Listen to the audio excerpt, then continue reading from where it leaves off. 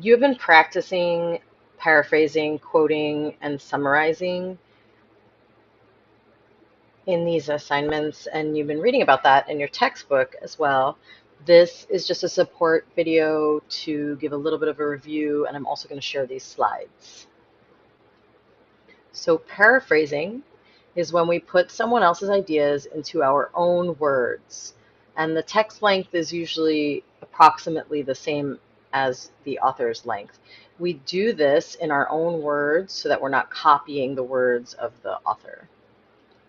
So here's an example.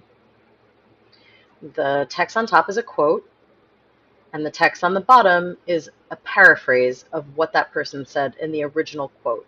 So what you'll notice is that the same exact phrases are not used. The same order of words is not used. I am not copying the words of this person. I am thinking about it and expressing it in my own words. Let's look at a different example that's a little more expanded. The original passage is here. There were a record 42.2 million immigrants living in the US in the 2014. I'm not going to read the whole thing in these slides, but this is the original passage. And then there are two options of a paraphrase. So which do you think is correct and which do you think is plagiarized?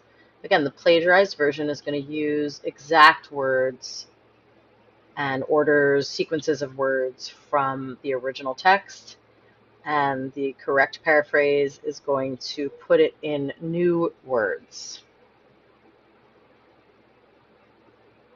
So which do you think, option 1 or option 2? Which is a correct paraphrase?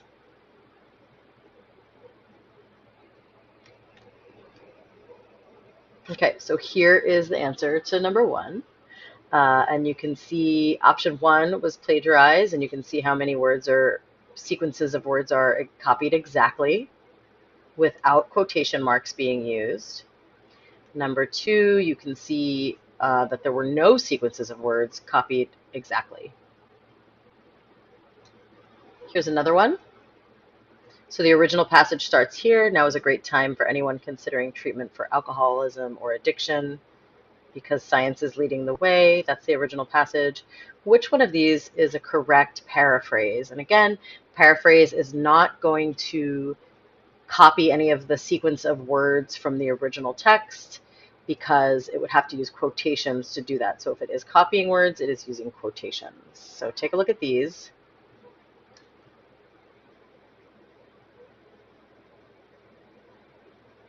And you'll also notice that there are parenthetical citations here. We're not learning that yet. If you want to practice that on your own, this is based on MLA, Modern Language Association citations. Right now, we're just looking at how the paraphrase is done. Okay, so option 1 was plagiarism, option 2 was paraphrase, and you can see pretty clearly, right, where the plagiarism was here, copying exact words, no quotations, and some words were copied exactly here, but a page number is given, and quotations are used.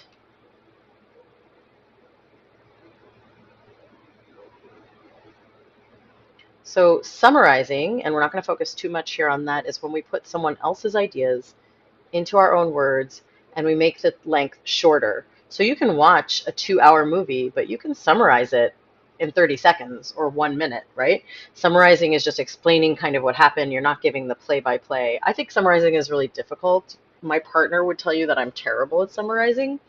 So if I see a movie, I tend to say, this happened, then this happened, then this happened. But that is not what a summary is. Okay, now I want to think about quote sandwiches. And this is when we want to quote something and we want to incorporate it into our text. And what we mean by sandwich is the phrase that you're texting, that you're quoting is going, the text that you're quoting is going inside the bread. And the bread is how you present it and how you then refer to it after you quoted it.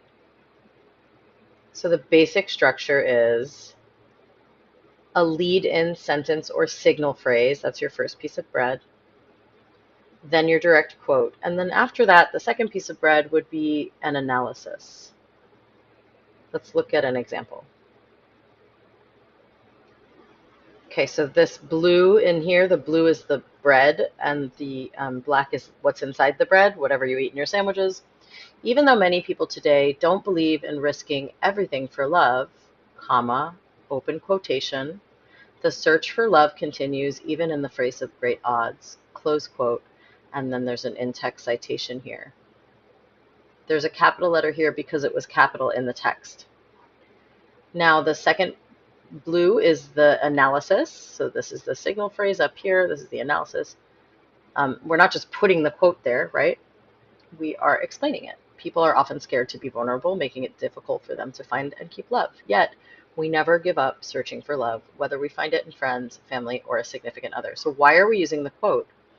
What do we have to say about it? This is what we have to say about it. We're analyzing. We're also might be adding our own take on it.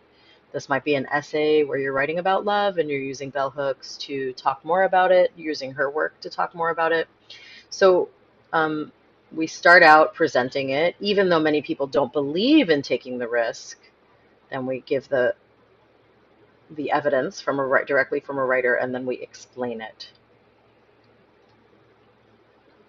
Here's another example of how a quote can flow in a sentence. So the original text is a famous Bob Marley song, "Emancipate yourselves from mental slavery, none but ourselves can free our minds." And here's how we're incorporating it into a sentence. To motivate people to get involved in social movements, Bob Marley urged them to, quote, emancipate themselves from mental slavery, unquote, claiming that only they could, quote, free their minds, unquote. So what you'll notice is happening here is that we're explaining the Bob Marley quote without quoting it exactly, so we can even explain it more, because in a song sometimes we get the gist of it, we understand, but sometimes we want to explain more. And you'll notice these parentheticals here that are brackets, right? Not curved parentheses, they're brackets. And this is the word that is implied there. So Bob Marley is singing to you directly, emancipate yourself. But we're putting this into a different tense. We're saying in order to motivate people to get involved in social movements, Bob Marley urged them to emancipate themselves. So I am putting themselves in the bracket quotes so that it makes sense when you read it. But you know that because it's in the bracket quotes that Bob Marley did not exactly use that word. Again, claiming, and so then again I'm saying, like, he made a claim, he made a statement that was being presented as fact. He's claiming that only they could free, and he's not going to say we're not going to say your minds because it wouldn't make sense in the sentence grammatically. We're going to say their minds, but since he didn't say they, we're putting it in the brackets. When we're using word for word quotations, we want to present with a signal phrase, which I'll show you here. This is also a bit of a summary. So this first two sentences summarize this TED Talk, how mom shaped the world. And then right here with a quote, there is evidence of what that summary is showing. So this first two sentences is a summary of the talk. And then I say, she writes, and this quote is directly pointing to the summary up here and what I mentioned in the summary. This is a TED Talk, so I'm quoting the exact time that was said. A good summary should always identify the name and the piece and its authors and state the main purpose of the text. So you can see that happening here. It's going to capture the text's main points. And it doesn't include the reader's opinions, feelings, or beliefs, or counter arguments. A summary is really just telling us what happened in the text. You're trying to boil it down or condense a text to just a few sentences. And there's a free textbook linked in these slides that you can look at, and you can obviously also